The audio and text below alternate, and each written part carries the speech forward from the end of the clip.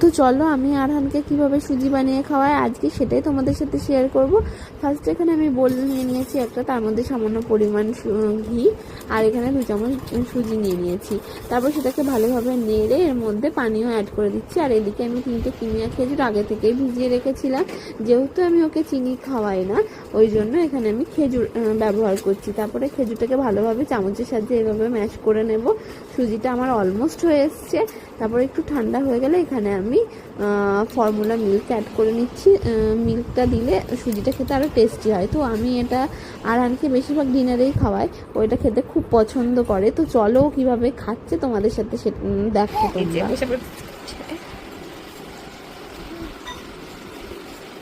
মাম্মা বিল্লাহ